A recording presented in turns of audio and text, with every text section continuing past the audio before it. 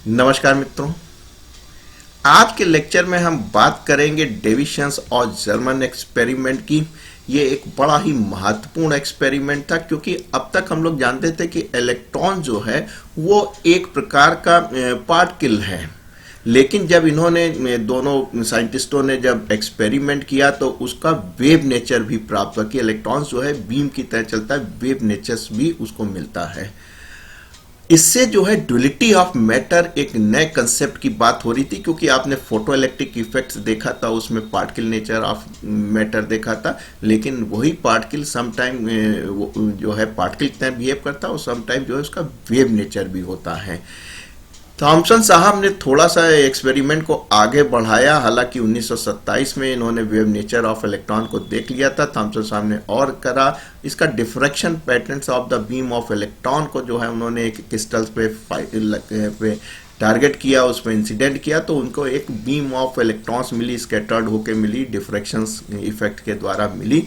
तो उसका उन्होंने ऑब्जर्व किया, जिसकी वजह से डेविसन्स और थॉमस साहब को ज्वाइंटली जो है 1937 का इस एक्सपेरिमेंट में, जिसमें diffraction of electron by crystal था, उसके लिए नोबेल प्राइज दिया गया। एक बात यहां हम आपको बताएंगे, जो इन्होंने थ्योरेटिकली जो वेवलेंथ प्राप्त की थी डिबोगली साहब ने, और उसको हाइपोथेटिकली यहाँ इन्होंने एक्सपेरिमेंटली प्राप्त की थी, और डिबोगली साहब ने थ्योरेटिकली हाइपोथेटिकली इलेक्ट्रॉन की जो वेवलेंथ निकाली थी वो दोनों मैच कर रही थी। इसका मतलब बिल्कुल ठीक हो गया कि ये जो वेव नेचर आ रहा है ये इलेक्ट्रॉन्स ही आ रहे हैं, और उसको जो है बाद में थ्योरेटिकली और एक्सपेरिमेंटली जो है डेविसन्स और थॉमस से प्रूफ हो गया। यहाँ हम इसलिए बताएंगे कि ये आपके कोर्स में भी है। हालांकि ये इस साल जो है चूंकि कोविड की वजह से कोर्स कम किया है, तो ये टॉपिक नहीं इंक्लूड किया जा रहा है, लेकिन आप देखिए कंपटीशन पॉइंट ऑफ व्यू से बहुत इंपॉर्टेंट है। नीट 2020 का जो री एग्जाम हुआ था उसमें यही पूछा गया था कि किस एक्सपेरिमेंट ने सबसे पहले वेव नेचर ऑफ इलेक्ट्रॉन बताया। तो क्या टिक करके आपको आना था? CJ Davisson's and German experiment. तो देखिए मित्रों, कितनी छोटी छोटी बातें होती हैं जो आपको जाननी जरूरी होती हैं। आइए अब एक्सपेरिमेंट की बात कर लेते हैं। अरेंजमेंट हमारे सामने है। आपने क्या किया, एक इलेक्ट्रॉन की बीम को निकाला और उसको एक क्रिस्टल पे जो है टारगेट किया, उसको फायर किया। कैसे करते हैं देखिए, ये मेटल है, इसको आपने thermally generate electrons, free electron, ये आपने बैटरी लगाई जिससे कि इसको थर्मल एनर्जी मिली, हीट हुआ। हीट से क्या हुआ, इलेक्ट्रॉन को थर्मली जनरेटेड इलेक्ट्रॉन्स थे, यहां से केवल आपने जनरेट किए इलेक्ट्रॉन से, और ये वाला जो वेरिएबल रेजिस्टेंस है, वेरिएबल पोटेंशियल है, इसके द्वारा इसको एक्सीलरेट करा दिया। देखिए ये इलेक्ट्रॉन क्या होता है, निगेटिव होता है, इसलिए आपने जो है निगेटिव चार्ज यहाँ पे दिया जिससे कि निगेटिव निगेटिव रिपेल करे, और ये आपके इलेक्ट्रॉन जो है एक्सीलेट हों, और एक एक्सीलेशन होते ही बीम के शेप में आ जाएंगे। उसको आपने फायर करा दिया निकल टारगेट पे, और यहाँ पे एक आपने डिटेक्टर ले लिया कि अगर कोई रे निकलती है रिफ्लेक्शंस के बाद तो उसको स्टडी की जा सके। ये पूरा एक्सपेरिमेंट वैक्यूम में परफॉर्म किया गया, और आपने देखा ये जो आपका फाई एंगल आ रहा है कहाँ से कहाँ तक घूम सकता है, अरे कहीं से भी आप घुमा लिए। इन्होंने करीब एक एक्सपेरिमेंट किया और इसको जो है घुमाया 40 से 50 डिग्री में, तो इनको बहुत अच्छा एक पैटर्न जो था वेवलेंथ का देखने को मिला। आइए क्या ऑब्जर्व किया इन्होंने, ये तो एक्सपेरिमेंट था, आप समझ गए। ये बीम थी कैसे निकली, यहाँ से आपने इसको हीट किया, इससे इसको एक्सेलेरेट किया, बीम बनाया, इस पे आपने टारगेट किया, जो डिफ्रैक्शन हुआ, डिफ्रैक्शंस के बाद जो है आपके पास स्पेक्ट्रोफोटोमीटर्स था, जिसमें कि आप कोई भी वेव आ रही है उसकी वेवलेंथ की स्टडी कर सकते हैं, उसकी वैल्यू निकाल सकते हैं, उससे आपने डिटेक्ट किया और उसकी वैल्यू को कैलकुलेट किया। ये पूरा एक्सपेरिमेंट वैक्यूम में किया जा रहा था। आइए देखें वैज्ञानिकों ने क्या ऑब्जर्व किया। वैज्ञानिकों ने ऑब्जर्व किया कि साहब स्कैटरिंग एंगल जो आपने देखा था घूम रहा था, और intensity of the scattered beam, जो इंटेंसिटी आ रही थी वो क्या थी। तो इन्होंने देखा कि जब वोल्टेज को 44 वोल्ट टू 68 वोल्ट के बीच में रखा तो उस समय इनको स्ट्रॉन्ग पीक आपको मिलती हुई नजर आ रही थी। देखिए यहां से लेके यहां तक आपको ये मिल रहा था, और ऐसी स्थिति में इन्होंने देखा कि 54 वोल्टेज पे जो करीब थीटा बराबर 50 डिग्री, आपको दिखा दूं मैं फिर से, एक्सपेरिमेंट नंबर 1 पे आ जाऊं। ये आपने करा 50 डिग्री रखा, और ये जो वेरिएबल वोल्टेज था वो 54 वोल्ट दिया। तो ऐसे सूरत हाल में जो आपको पीक मिली, जो आपने डिटेक्ट किया, वो आपके पास सबसे स्ट्रॉन्ग थी।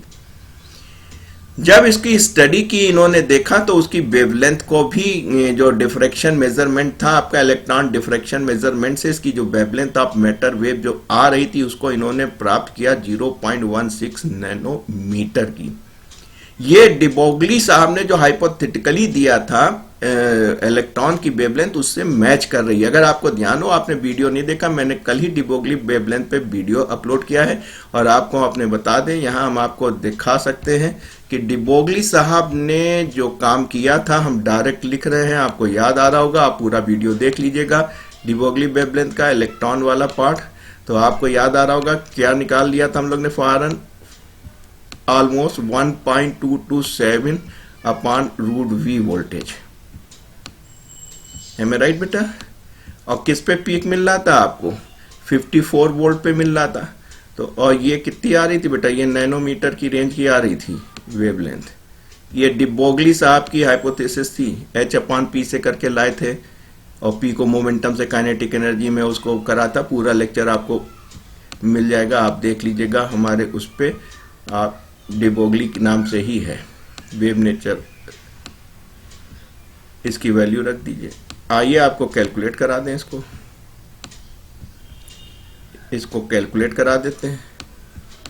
Very simple. कहाँ है कैलकुलेटर? देखिए हमने पहले कर लिया था। सबसे पहले हम निकाल लें 54 का अंडर वुड, और आप देखिए कितना है 7.348, तो इसको हम 7.35 ले लेंगे, काम बन गया। तो 1.227 डिवाइड बाय 7.35, और देखिए ये आ रही है 1.669, यानी 1.67 के आसपास आ रही है। और यहाँ पे कितनी मिल रही थी एक्सपेरिमेंटली? 0.65 नैनोमीटर मिल रही थी। तो मित्र देखिए कि जो चीज हाइपोथेटिकली कैलकुलेट की गई ऑलमोस्ट उतनी ही आपको जो है एक्सपेरिमेंटली मिल रही थी। तो इसका मतलब यह है कि जो डिबोगली साहब सोच रहे थे कि साहब ड्युअलिटी ऑफ मैटर होती है, यानी कि आपका इलेक्ट्रॉन जो है वो पार्टिकल की भी तरह बिहेव कर सकता है और some time it behave like a waves, वो दोनों चीज की पुष्टि हो गई थी। तो मित्रों ये एक्सपेरिमेंट बहुत इंपॉर्टेंट है क्योंकि इस पे नोबेल प्राइज भी मिला है और डिबोगली साहब को भी मिला है अपनी हाइपोथेसिस की, उनकी थ्योरी, इनका प्रैक्टिकल दोनों मिला के एक बना रहे हैं। और आपने देखा इम्तिहान में भी पूछ लिया जाता है। क्वेश्चन बहुत सिंपल था कि ये कौन सा एक्सपेरिमेंट था जो वेव नेचर ऑफ इलेक्ट्रॉन बताता है। जाहिर सी बात है बहुत सारे नाम दिए थे, बहुत नहीं 4 ही ऑप्शन थे। डेविशंस एंड जर्मन एक्सपेरिमेंट पे आपको टिक करके आना था। तो मित्रों इस वीडियो के लिए इतना काफ़ी है, इजाज़त दीजिए। जय हिंद।